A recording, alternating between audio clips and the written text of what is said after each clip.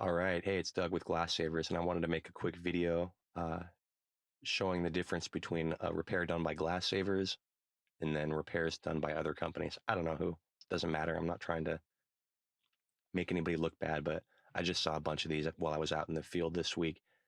And at the same time, I got a bunch of emails from other companies asking about what tools I use and do I offer training, things like that. So I wanted to address that as well. Um, yeah, hope you enjoy. If you have any other questions, give me a call, shoot me an email. Um, you know how to get a hold of me. All right, so this is some basic graffiti damage, and this is what I was removing a couple blocks down from what you're going to see next. But I want to show you what a good repair looks like first. So here you can see there's some graffiti in this window, mostly in the middle, a little bit along the edge. Right here is the middle stage. The damage has been removed from the glass, but it's still left foggy and needs to be polished back to clear. Here you can see the damage has been removed. The glass is polished back to clear. No distortions, swirls, or haze. There's a little bit of fingerprints and smudges on the inside of the glass, but they were closed when I did this, so I wasn't able to go in and clean that. But the outside is as close to perfect as humanly possible. Next, we'll be comparing that to some glass that I saw a couple blocks down the street, and I'll let you see the difference for yourself. This is residual haze. It comes from glass not being polished back to clear properly, which can happen for a number of reasons. Improper polishing technique, poor polish. Most likely it looks like this. The surface wasn't prepared to be polished in the first place. Or another thing that happens a lot is companies will remove the graffiti like this. And if you were to put window film over that, it would look just fine. It would kind of cover up that haze. But that window film is not going to stay on there forever. So sometimes what these companies will do is, since they can't get it back to clear, they'll just put film over it to make it look good in the meantime, or at least better than what you just saw. And this one, they were able to get it back to clear, but the cost was ending up with massive, massive distortion. I mean, look at the waviness. I call it the funhouse mirror look. If you've got a multi-million-dollar view, you cannot have that in your glass. You'd be better off with some hairline scratches or something. So make sure, here's some more distortion. So make sure whoever you hire promises not to do this to your glass or pay to replace it if they do. Um, Here's an example of how a repair should go. And by the way, if you're a glass restoration company out there or a window cleaning company who's trying to do this sort of thing as an add-on service and you're curious about how I'm doing things, please give me a call, shoot me an email.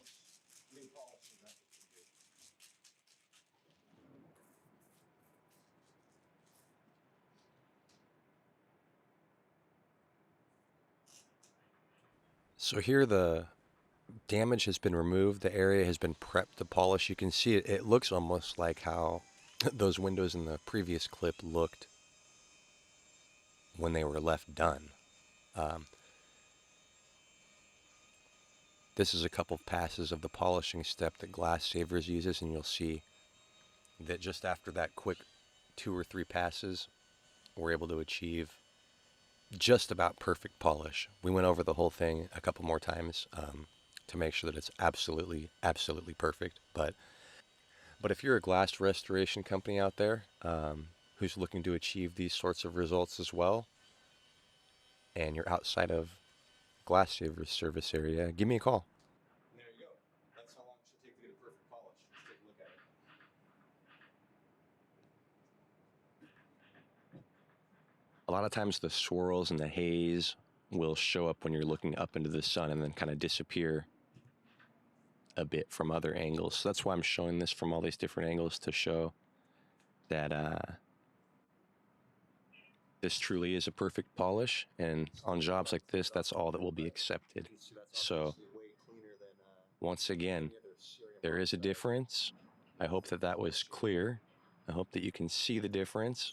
For some people, it doesn't matter. For some people, they're fine with the distortion and the haze.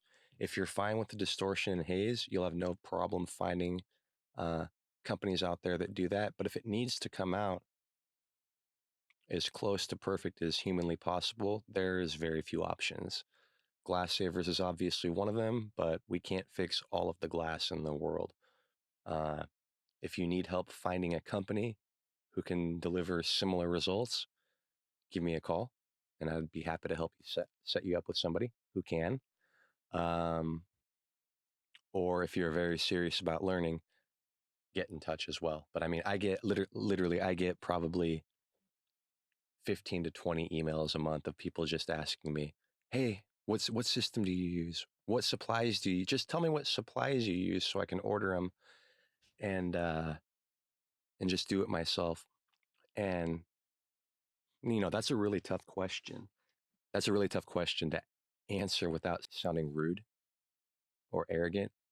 But literally, it's like if you wanted to learn to play guitar like Jimi Hendrix and you had gone to him and said, "Hey man, I really want to play guitar like you. What's the brand of your guitar so I can get one and play just like you?" Or what if you were learning how to play golf and you wanted to really reach the top of your game? Would it make sense to try and hit up Tiger Woods and ask him what kind of golf clubs he uses? There's more to it than that, right? So it puts me in a spot where I feel uncomfortable because I either have to say, "Look, I can tell you what I use, but you're not going to be able to get the same results." That sounds kind of rude. Or I can just not tell them, and I feel weird doing that. So I'm not really sure how to handle those situations, but it's not as simple as just you have to have excellent tools, but it's not as simple as just having the right tools. You really, really, really need both. I get a lot of calls of people wanting to buy a certain glass restoration system, and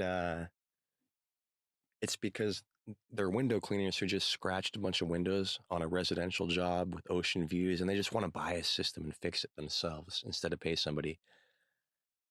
And the honest truth is that is the absolute worst thing you can do. Just make a claim on your insurance and have it replaced, or hire a professional who won't mess it up. Most guys are going to mess it up. Believe me, I see it all the time. A lot of the jobs that I go to are jobs that were started by another company, or the other company said that it couldn't be done, or they were referred to me from another glass restoration company.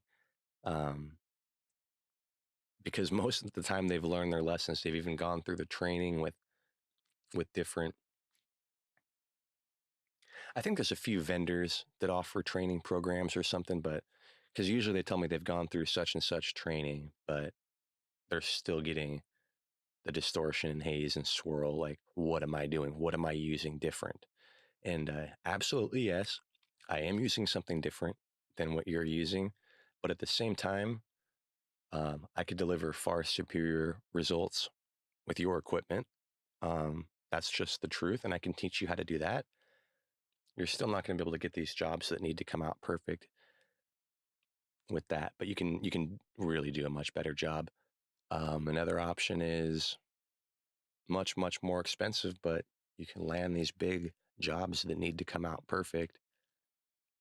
And honestly, that's just going to require lots of training and dedication. Nobody is going to just pick up these tools and be able to do the full process right away. There's that 10,000 hour rule. And I've definitely ground glass for over 10,000 hours. That's for sure. And as I look back, like when I was maybe like 5,000 hours of grinding in, there's like always a learning curve. At the beginning, you just think you're great. Um, and at least I see that with a lot of guys. And I kind of remember that early on. Once I first realized that it was really hard, then I kind of got the hang of it and I thought, okay, I got it, And I thought I could do anything. And then I realized there's situations where there's definitely unique challenges and I have a lot to learn, um, especially in different lighting conditions and things like that. But yeah, so there's a real steep learning curve. I remember being like 5,000 hours in, or I look back on it now, and at that time I thought I really had it mastered. And looking back now, um, I think I might be I would be hesitant to hire somebody at the skill level that I had then for the types of jobs that I'm doing now. I would send myself on graffiti jobs for sure, but these high end ones, I mean, it really, I think people really underestimate what it takes and put themselves in a bad position by taking on jobs that they shouldn't and really messing things up. So if you're very, very, very, very serious about improving your glass restoration skills, and look, I'll tell you, if it's an add on service for you, it's just not worth your time. Focus on your main service. That's what I really, really believe. I do nothing but glass restoration. I used to do window cleaning and kind of that was cool. But if I still did that, I would focus only on window cleaning for sure. Um, this requires too much dedication to be good at, um, to have it be a side, an add on service. And that's how I feel. But I also know it's true because I see it all the time. I'm in Southern California and there's always new companies popping up.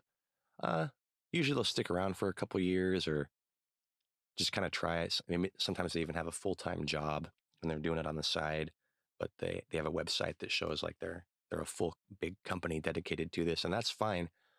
My point is, I see a lot of companies come and go who are dedicated to glass restoration only, and I know why that happens.